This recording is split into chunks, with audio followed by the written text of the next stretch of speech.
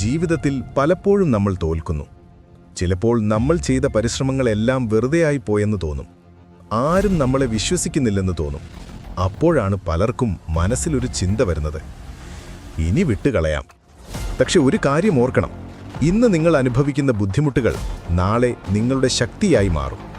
വളരെ വലിയ വിജയങ്ങൾ നേടിയ ആളുകൾ ആരും തന്നെ എളുപ്പത്തിൽ വിജയിച്ചിട്ടില്ല.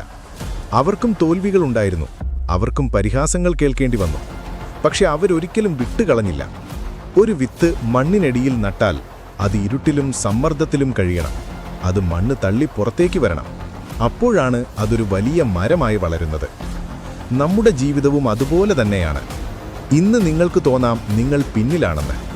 നിങ്ങൾക്ക് തോന്നാം മറ്റുള്ളവരെല്ലാവരും മുന്നോട്ടു പോയെന്ന്.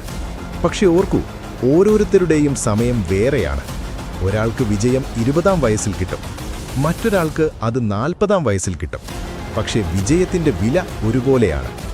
അതിനാൽ ഇന്ന് നിങ്ങൾ തോറ്റാലും പ്രശ്നമില്ല, ആരും നിങ്ങളെ വില കുറച്ചാലും പ്രശ്നമില്ല, ലോകം മുഴുവൻ നിങ്ങളെ എതിർത്താലും പ്രശ്നമില്ല.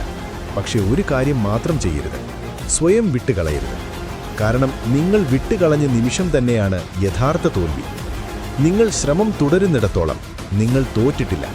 അതിനാൽ എഴുന്നേൽക്കൂ, മറ്റൊരു ശ്രമം കൂടി ചെയ്യൂ, ഒരിക്കൽ കൂടി മുന്നോട്ട് നടക്കൂ. കാരണം ഇന്ന് നിങ്ങൾ സഹിക്കുന്ന വേദനയാണ് നാളത്തെ നിങ്ങളുടെ വിജയകഥ. അതിനാൽ ഒരിക്കലും മറക്കരുത്, ഡോണ്ട് ഗിവ് അപ്പ്.